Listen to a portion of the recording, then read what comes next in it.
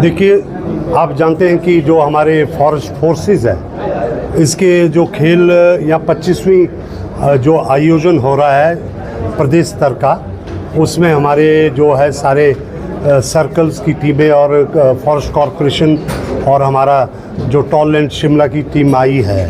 तो ऐसे में 800 लगभग खिलाड़ी यहाँ पे आए हैं। आप जानते हैं कि फोर्सेस जो फॉरेस्ट फोर्सेस है, इनका ये खेल कूद प्रतियोगिता का होना, जहाँ इनकी शारीरिक क्षमता को भी जो है इन्हें प्रतिस्पर्धा पैदा करता है, अपने आप को ये फिट रखते हैं, डिसिप्लिन रखते हैं। सबसे बड़ी बात है कि माननीय मुख्यमंत्री जी ने इसको अनिवार्य करते हुए कुछ एक और इसमें ट्रैकिंग मैराथन को भी इसके साथ जोड़ा है, एक संदेश देने की कोशिश हुई है। और सबसे बड़ी बात, जिस प्रकार से उन्होंने इस विभाग में, वन विभाग में बहुत सारी तेज़ी लाई है, जिसकी वजह से आज आपने देखा होगा न्यूज़ आइटम की बहुत सारी योजनाओं की, जिनको कि सालों लग जाते थे फॉरेस्ट क्लियरेंस के लिए, उन्हें चंद महीनों में क्लियर किया जा रहा है। ऐसे में एक बहुत बड़ा व्यवस्था परिवर्तन हुआ, बहुत सारी क्लियरेंसेस हमें मिल रही है। और ख़ास तौर पे जो वन वृक्षारोपण जो वनों में किया जाता था, वो आमतौर पे जो हमारे इमारती लकड़ी की जो पौधे थे, उनको जो रोपण किया जाता था, मुख्यमंत्री जी ने कहा है कि महिला मंडल के माध्यम से, युवा मंडल, एनजीओज के माध्यम से 60% जो भी वृक्षारोपण होगा उसमें फलदार पौधों का वृक्षारोपण होना चाहिए।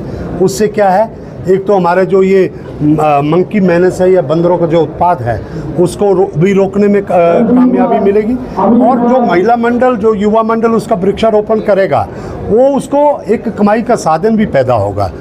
ऐसे में हमने एक जो कोशिश कर रहे हैं कि हम सेंट्रल कमेटी एक बनाकर, हम पीसीसीएफ साहब जो एक कमेटी बनाएंगे और कुछ नर्सरीज, क्योंकि इतनी जल्दी ये फलदार पौधे हमारी नर्सरी में पैदा करने को 1-2 साल लग जाएंगे, लेकिन तुरंत प्रभाव से इस आदेश को ज़मीन पे लाने के लिए हम इसका जो खरीदो फरोख्त और प्रदेशों से करेंगे, जैसे जम्मू कश्मीर है या लद्दाख है या नॉर्थ ईस्ट स्टेट से जो भी हमें मिल सकता है, हम इन्हें लेने को तैयार है। और उसके साथ में जो इको टूरिज़्म के लिए बहुत बड़ी एक विस्तार होने जा रहा है।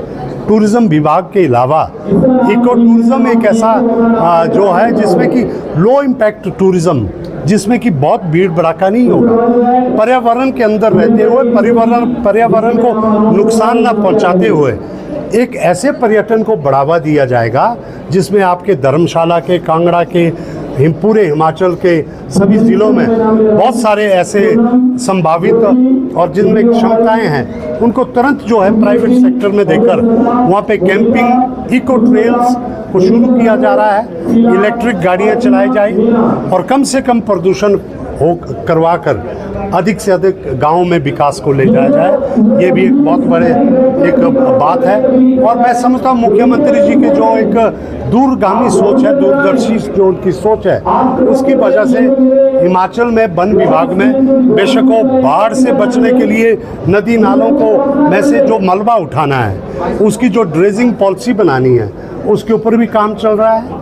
और बहुत सारी जो बातें हैं जिस वन संरक्षण को लेकर, उन सब पे काम चल रहा है। ऐसे में माननीय मुख्यमंत्री जी के मार्गदर्शन में वन विभाग एक ऐसा विभाग है, आने वाले समय में आप देखेंगे कि ये एक कमाई की तरफ बढ़ने वाला है। हम जो इस यहाँ के, बेशक हमारा जो ये जो है वन निगम है, इसको भी आधुनिकीकरण की तरफ बढ़ना पड़ेगा। और इको टूरिज्म और ख़ास तौर पे प्लांटेशन में जो ये फलदार पौधे हैं, इनसे हिमाचल के जो फॉरेस्ट क्लियरेंस में जल्दी हो रही है, इससे हिमाचल प्रदेश में विकास को, जो विकास का रथ है, वो बड़ी तेज़ी से आगे दौड़ेगा।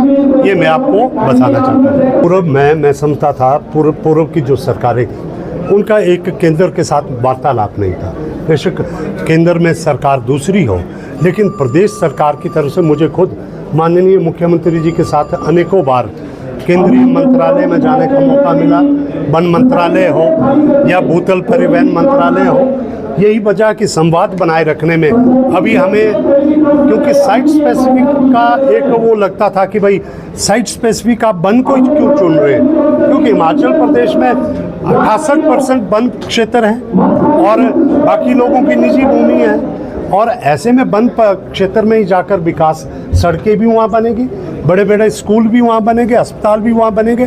तो ऐसे में हमें जो अभी क्लियरेंसेस मिल रही है वो इस वजह से मिल रही है कि हमारे अफसर जो वन विभाग के हैं या हमारा चीफ सेक्रेटरी लेवल पे या एडिशनल चीफ सेक्रेटरी जो फॉरेस्ट है, सभी की तरफ से एक पहल हुई है। और माननीय मुख्यमंत्री जी ने जो पहल की है केंद्रीय मंत्रियों से मिलने की, उससे हमें बहुत फ़ायदा मिल रहा है और बहुत तेज़ी से क्लियरेंसेस मिल रही है। देखिए, मेरा तो एक मुख्य संसदीय सचिव वन से जुड़े होने के नाते मैं इको टूरिज़्म की तो बात कर सकता हूँ, लेकिन जो अभी जो टूरिज़्म का जो मामला है और वो तो अब सब जुडिस आपने कहा है कि हो गया है, उस पर मैं ज़्यादा नहीं कहना चाहता हूँ। लेकिन इको टूरिज़्म में हम केरला से, कर्नाटका से, सिक्किम से और भूटान का जो वहाँ पे जो मॉडल्स है उनसे भी बेहतर मॉडल लेकर आ रहे हैं, जिसमें हमने बहुत सारी साइटें पहले भी दे चुके हैं और भी निजी क्षेत्र में देने के लिए तैयार है,